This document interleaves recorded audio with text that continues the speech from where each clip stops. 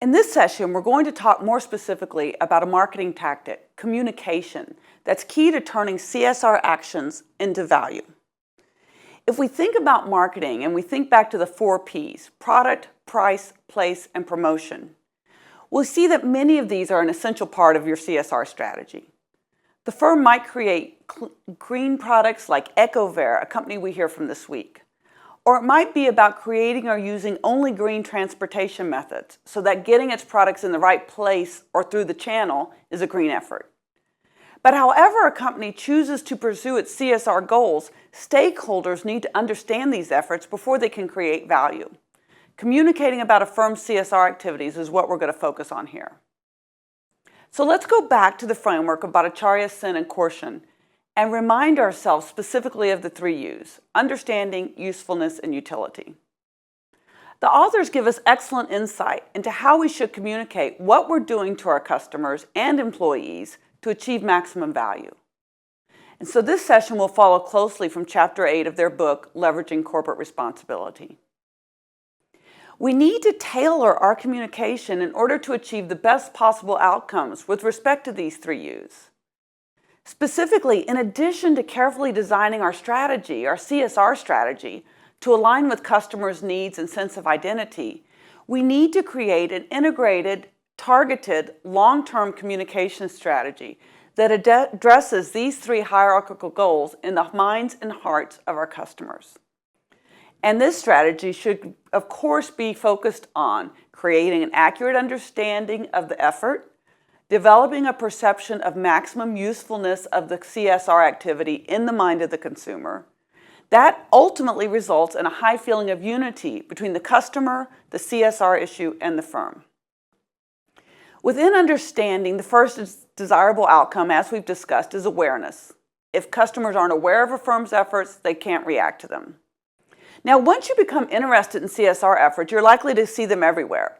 Online, on TV, in newspaper ads and newspaper stories.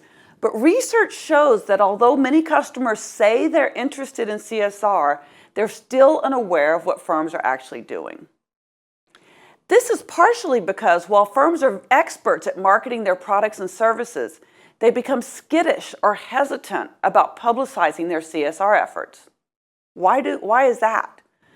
Well, recall the idea of attributions that customers make when they hear CSR activities promoted. Customers are used to firms promoting their products. It's what we expect firms to do. It's necessary for them to stay in business. But when firms begin publicizing their charitable or CSR efforts, customers start to wonder, why is this firm telling me this?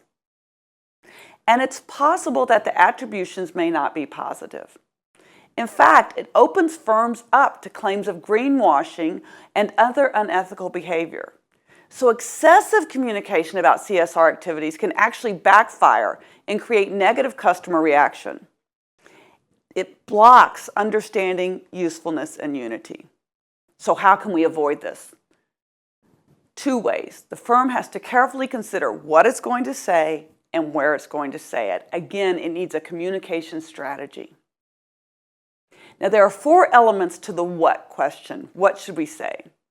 First, we want to communicate about the firm's commitment. Now, commitment can include the amount of resources the firm devotes to the cause, the length and durability of the association, and the consistency of the commitment. Longer-term commitments are more likely to be seen as genuine, whereas short-term campaigns are more likely to be viewed as exploiting a cause for the sake of profit. The second factor is effectiveness. It's critical to creating understanding. One way to increase the effectiveness in your communication is to not focus on the input side, but to convey very clearly and very meaningfully the output side of what your firm does, the actual benefits that accrue to the issue or people at the heart of the CSR initiative. The information you see on this slide is from the 2012 annual report of CEMEX, discussing its Patrimonio Hoy project. Through this project, CEMEX helps impoverished people in Mexico and other countries build or complete their own homes. This section of their annual report talks about both CEMEX's commitment and effectiveness. It highlights the duration of the engagement since 1998, and it gives detail on the number of homes it's helped create. Notice that it focuses on outcomes, the number of families that have been helped, and not on the amount of money that CMEX has spent on the program. Going back to the factors or the elements of what we should communicate, the third element is motives. Remember that customers will make attributions about why firms are engaging in CSR activities.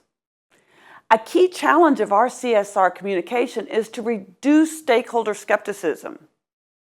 Given that, what motives should the firm communicate? Should they promote only altruistic, intrinsic motives and deny that the CSR activity benefits the firm? Or should a firm communication openly acknowledge any business benefits they get from these efforts? As we discussed earlier, being direct about the business benefits of the CSR efforts can actually lend credibility to the message. The fourth element in what you should communicate is fit. Similarly to motive, if there's a good fit of the CSR activity with the business of the firm, then communications about the CSR have more credibility. Therefore, it's essential to convey the connections between CSR efforts and the firm's identity. It can come from common associations, affinity with the specific target audiences, or corporate brand and image associations. As an example of that, let's revisit briefly the Unilever Lifebuoy example. Unilever makes soap, so it's a perfect fit to be involved in a campaign that promotes hand washing.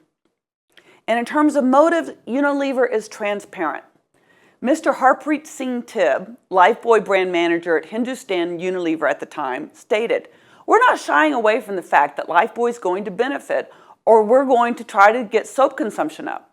We're being upfront about it.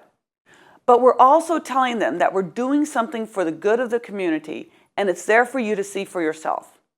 I'm trying to develop the category because I believe soap can reduce diarrheal incidence by 40%. And if you believe it's true, there's no reason why you should dispute this program." Unilever has good fit, and they're transparent about both their intrinsic and extrinsic motives. So that's 4 elements of what you should communicate. The second decision you've got to make is where to communicate.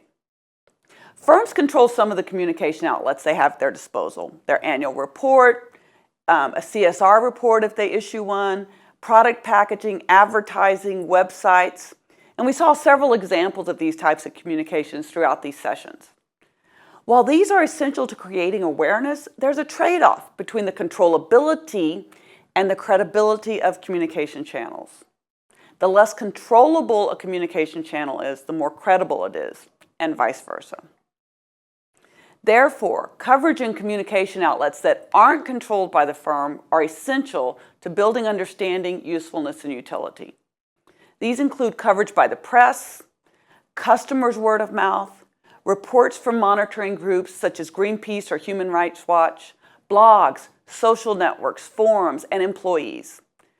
Your company should have a plan that considers which of these are going to be the best channels for reaching your intended audiences.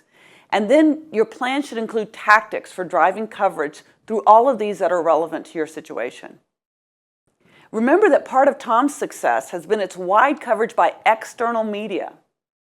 Although founded in 2006, the company only recently in 2013 began advertising.